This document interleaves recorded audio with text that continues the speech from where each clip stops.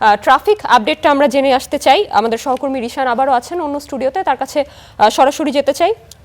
Weather এবং traffic update Rishan আমাদের জানাবেন। আপনাকে ধন্যবাদ। আপনাদের দর্শক এখন জানাবো ট্রাফিক কি আপডেট আছে এবং আজকের আবহাওয়া কেমন থাকবে, গরম থাকবে না ঠান্ডা থাকবে, কি পরিস্থিতি চলুন জেনে নিই। আমরা দেখতে পাচ্ছি এয়ার কোয়ালিটি ইন্ডেক্স প্রতিদিন তারা কিন্তু একটি মানদণ্ড তারা প্রকাশ করে যে আজকে কোন দেশের আবহাওয়া কেমন আছে, কোন দেশের আবহাওয়া পরিস্থিতি আসলে কতটুকু স্বাস্থ্যকর অস্বাস্থ্যকর সেটি কিন্তু তারা র্যাঙ্কিং করে থাকে। আমরা দেখতে পাচ্ছি আজকে আমাদের জন্য মোটামুটি একটা সুখবরই বলা চলে যে আজকে বাংলাদেশের অবস্থান আসলে দশম। আজকে প্রথম অবস্থানে আছে হচ্ছে পাকিস্তান, দ্বিতীয় অবস্থানে দিল্লি এবং তৃতীয় অবস্থানে সেনেগাল, তারপরে আমরা দেখতে পাচ্ছি থাইল্যান্ড, নেপাল, চায়না এবং বাংলাদেশের অবস্থান আপনারা দেখতে পাচ্ছেন। আমরা দেখতে পাচ্ছি যে বাংলাদেশের অবস্থান কিন্তু দশম। অর্থাৎ এই যে আজকে আমরা দেখতে পাচ্ছি বাংলাদেশের অবস্থান দশম এবং এই দশমে বাংলাদেশের আজকে মানদণ্ড হচ্ছে 129।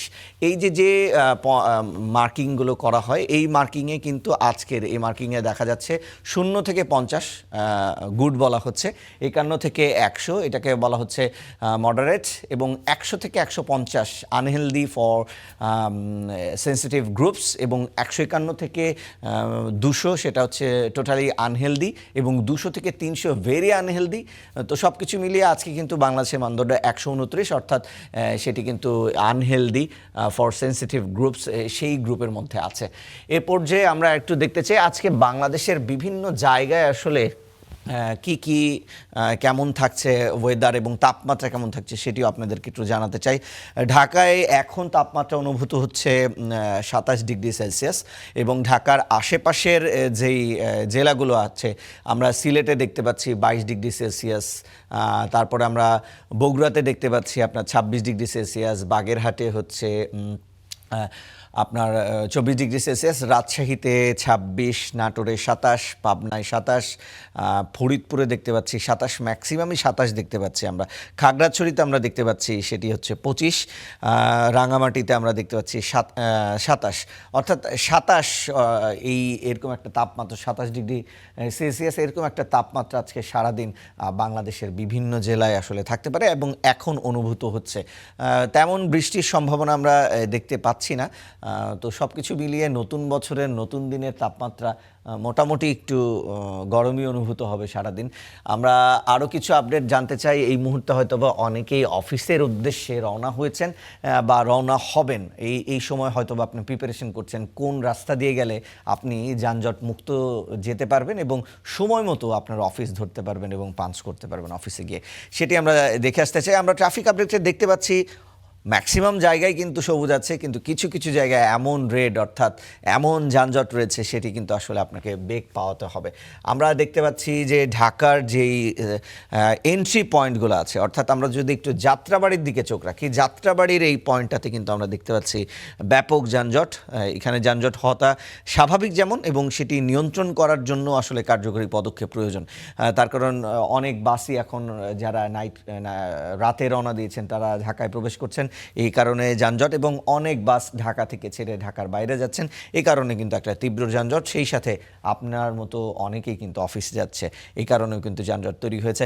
আমরা দেখতে পাচ্ছি আরেকটু যদি আগাই তাহলে আমরা দেখতে পাই কাপ্তান বাজার অর্থাৎ গুলিস্তান, এখানেও কিন্তু যানজট। আপনারা জানেন দক্ষিণবঙ্গের 21 জেলার এই পদ্মা সেতু হওয়ার পরে, কানেক্টেড হওয়ার পরে এখানে একটা বাস স্ট্যান্ড হয়েছে, বিআরটিসি বাস স্ট্যান্ড, এবং অনেক অস্থায়ী কাউন্টার, যে কাউন্টারগুলো নিরসনের জন্য কিন্তু আমরা দেখেছি ঢাকার 2 সিটি কর্পোরেশনে কিন্তু তৎপর ভূমিকা পালন করছে এবং অনেক অস্থায়ী কাউন্টারগুলোকে কিন্তু সিলগালা করে দেওয়া হয়েছে।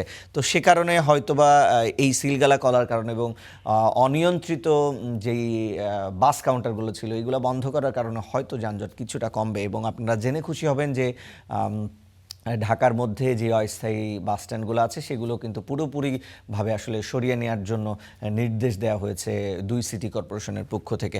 আমরা আরও দেখতে পাচ্ছি একটু যদি আগাই, আমরা মতিঝিলে কিন্তু মোটামুটি না, মতিঝিলে আসলে যেই চিরাচরিত মেট্রো রেলের আগে যেই চিত্র ছিল সেটি কিন্তু একেবারে পুরোপুরি এখন ভিন্ন। মতিঝিল পুরোপুরি কিন্তু এখন সবুজ, তার কারণ মেট্রো রেলের সুবিধা ভোগ করে সবাই অফিস পাড়ায় এখন যাচ্ছেন, এই কারণে ওখানে কিন্তু তেমন যানজট নেই।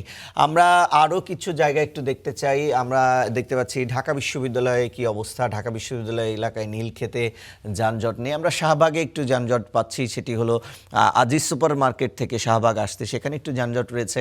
আমরা দেখতে পাচ্ছি ইন্টারকন্টিনেন্টাল যেই হোটেল, এই হোটেলের যেই মোড়, অর্থাৎ কারওয়ান বাজার থেকে যারা শাহবাগের দিকে আসবেন সেক্ষেত্রে একটু যানজট এখানে কিন্তু আছে। পরিবাগের এখানে কোনো যানজট নেই। আমরা দেখতে পাচ্ছি আরও কিছু জায়গায়, এখানটাতে একটু দেখি পান্থপথ চিরাচরিত যেই যানজট সেটি কিন্তু রয়েছে। যারা আসলে আপনার মিরপুর রোডের এখান থেকে দেখতে পাচ্ছি আমরা, এখানে কিন্তু যানজট রয়েছে।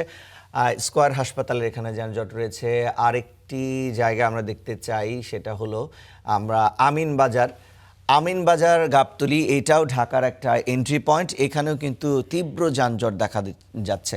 আরেকটা যানজটের জায়গা আমরা একটু দেখতে পাচ্ছি, খুবই মানে কি বলবো, খুব বাজে অবস্থা, নাখালপাড়া এবং ট্রাস্ট, এই বিএফ শাহীন অর্থাৎ জাহাঙ্গীর গেট হয়ে যে রাস্তাটা এসেছে মহাখালী থেকে, সেটি কিন্তু পুরোপুরি যানজট মহাখালী বাস স্ট্যান্ডের এখানে। এর কারণ, অন্যতম কারণ, এখনকার যানজটের অন্যতম কারণ বিগত মাস হলো এই ম্যাক্সিমাম কারণই হচ্ছে এখানে অনেকগুলো ফিলিং স্টেশন আছে।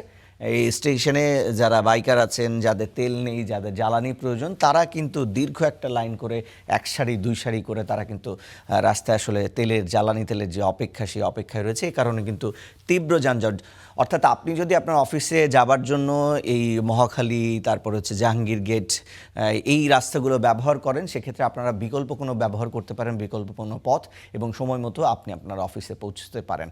দর্শক, এই ছিল আমার কাছে ট্রাফিক এবং ওয়েদার আপডেট। আশা করি আপনাদের উপকার হলো। এই পর্যায়ে আমরা চলে যাচ্ছি আমাদের মূল স্টুডিওতে।